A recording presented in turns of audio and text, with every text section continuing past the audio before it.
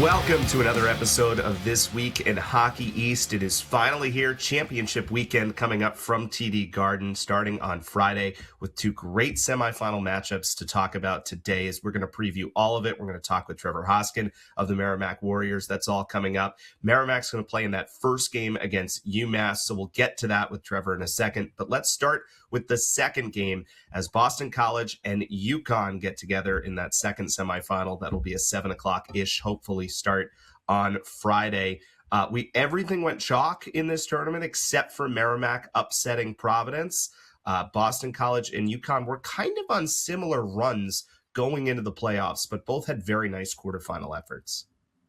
Yeah, and these are two teams that played each other not that long ago. We'll get into some of their recent meetings as well. But yeah, they didn't finish out the regular season the way that they wanted to, but they were feeling like they were playing better than what the results were, both of them. So UConn ends up 1-4-1 in the final 6 games of the regular season, but they had started to find their rhythm. They were averaging 22 shots per game the first 5 games of February, and then concluding with that BC series. But then they started to get those shot numbers up towards the end of the season. And Mike Cavanaugh talked about making an adjustment, needing to get more scoring chances, more pucks on net. Since then, 41 shots per game over the last 5 games. They outshot BU 38-32 in that quarterfinal matchup as well. They won the faceoff battle in that game too.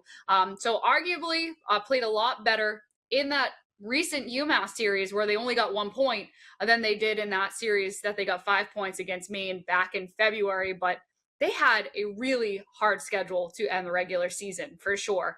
I think it's important to note that final stretch, they played BC twice, who they're about to play again.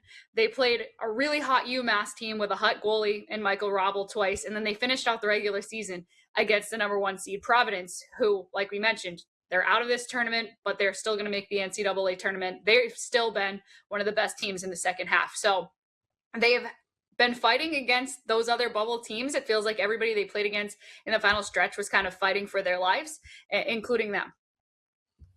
Yeah, and I think that kind of speaks to what we're talking about, that they felt like they were doing a lot of things well. The results just hadn't been coming, but, they really stuck with it. And the thing that stood out in that game against BU was they really got their depth scoring, right? Last year in the playoff run, we were talking all about Muldowney and Richard setting all kinds of hockey's records, but it was Jake Percival scoring the first goal against BU. Ethan Whitcomb played a really good game, scored a goal. Anthony Elaine Samaki ends up scoring a goal, which is the game winner. So they went deeper down the card in that depth scoring. They also made a great play on the power play, Richard getting involved. So it was more 5-on-5 goals. It was just a better flow to their game. Mike Cavanaugh talked about working on greasy goal drills during practice last week, and it all kind of played out in a really important way in that victory over BU. And now all of a sudden you got a UConn team who last year was still sort of celebrating getting to the Garden. Now this is just what they do, right? They're back in another semifinal, and this year it's about, okay, it's time not to lose the final now. It's time to win one of these things. Yeah, hoping to go back to the NCAA tournament for the second year in a row. But BC in their way, and they had a really strong quarterfinal game against Maine, a 5-0 win. But let's go back to the way they finished the regular season first, which they entered the postseason on a 4-game losing streak. But again, over that streak, their expected goals were in favor of BC, shots were in favor of BC. Even the eye test was telling you that they're playing well.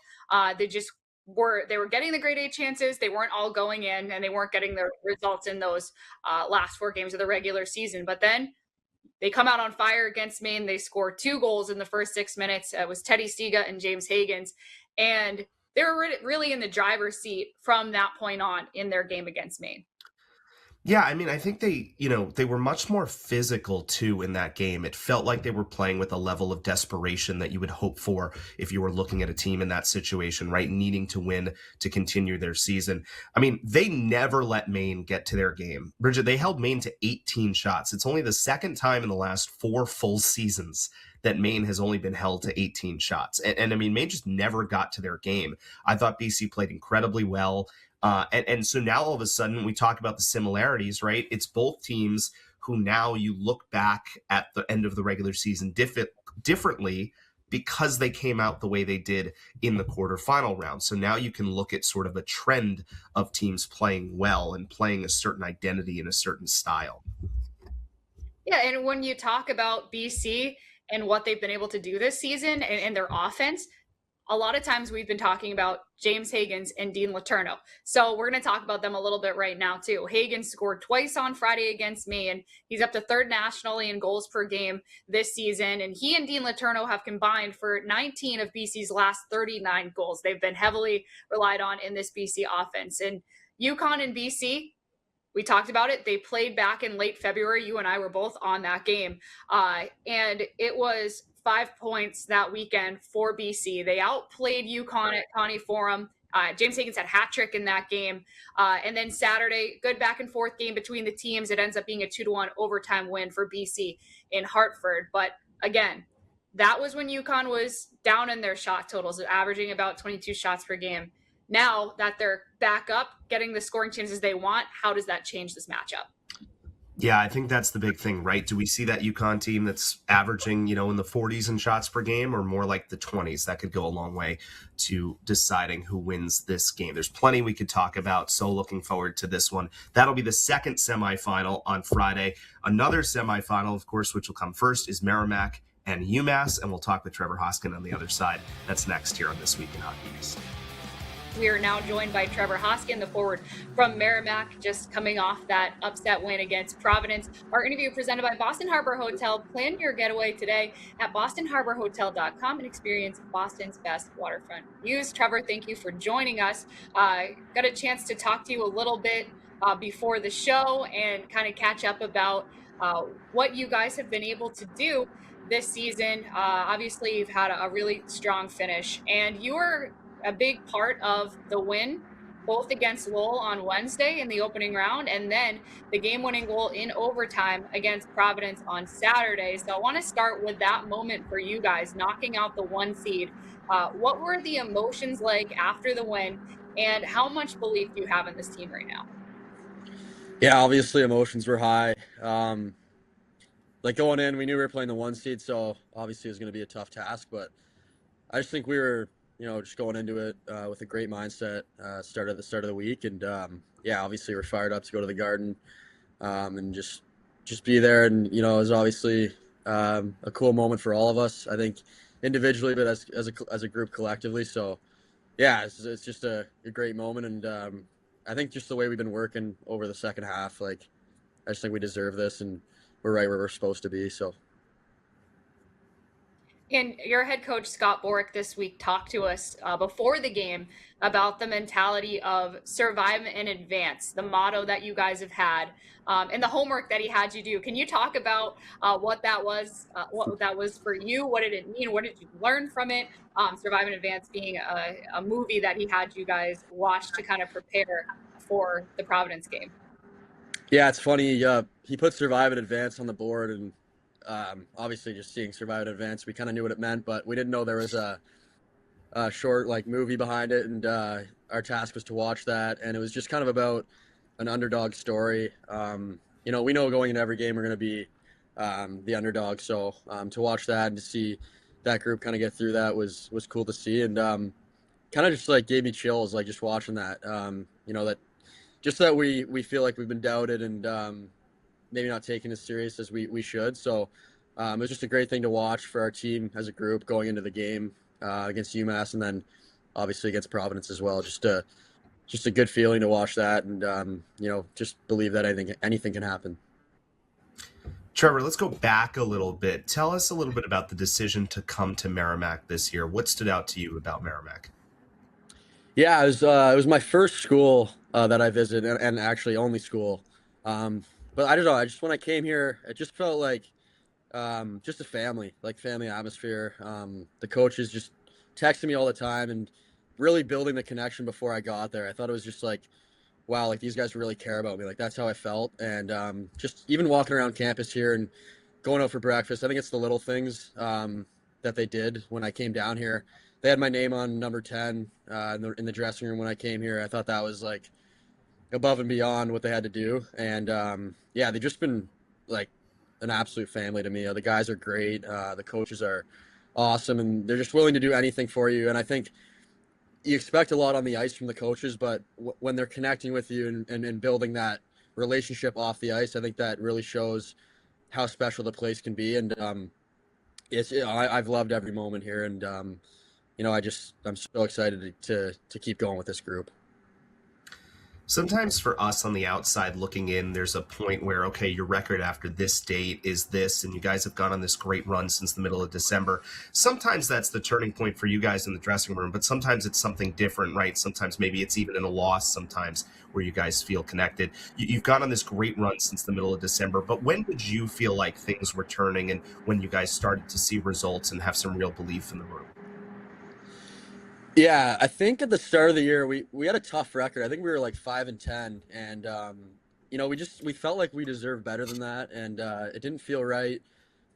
We knew what we had in that room. It was just about building it, and I just think after Christmas break, like we came back here on Christmas Day and skated, and obviously that's a tough thing to do, to leave your family and come back and skate. But everyone was in such a great yeah, and we just hung out as a group that night together on Christmas, and I think that just it felt like from that date on, and then playing that game in Vermont on the 29th was just a greasy win. Like we got it done. It was a tough game, but like that really kicked us off, and I think it also started with our leadership group just in the second half. Kind of like, hey, like we got like 2 months here before it actually means something, and we just started rolling, and practices were great, and kind of like an everyone loves everyone mentality every single day we came here, and just believing in what we can do. And I don't know, every single guy like just loves the playoffs here. That's just one thing I've always noticed, is they love the big moments. We get fired up, and I really feel like it was right when we got back from Christmas, just everyone was really bought in. And it's just like I mentioned before, like the little things, like just whether it was going out to eat together or just hanging out at the apartments or whatever it was, like we just really built great connection off the ice, and great friendship. And I think that's just given us a lot of success and a lot of opportunity for success on the ice. And you guys have come back a lot in the second half. You've had some games where, including in Saturday, you get behind, but you've been able to kind of scrap your way back into it, winning some of those games. Can you talk us through what about your team has allowed you to really just not let things get away from you, and to just feel like you can stay in games?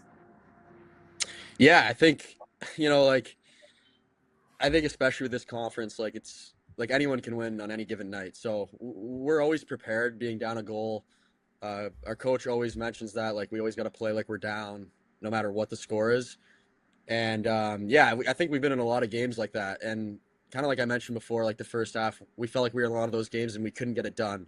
And our third period was our worst period statistically in the first half. And I think it was a big emphasis coming into the second half. Like our third periods have to be the best period. Like we have to play great all game, but if we're in a 2-2 game or a 2-1 game, up or down, like we have to have that mentality that we are going to win the period and win the game, because that's the difference in this conference. Like if you win, like I think even just seeing the standings at the end of the season, like I think we were like 6 or 7 points out of like third or fourth or like even fifth. I'm not exactly sure, but like if we won some of those games early on in the season that were like 1 goal games going into the third, like it would have changed where we were and whatever. That doesn't really matter now, but like going into those third periods was a big emphasis coming in the second half. And maybe it was conditioning, but we got on top of things quickly going into the second half, and we knew we had to be better. And just I think it also starts with our leadership group, like on the bench. Like it's a huge emphasis to stay up on the bench, stay positive, and all game, no matter what the score is, you're bound to have success. And I think that's been a big part of it as well.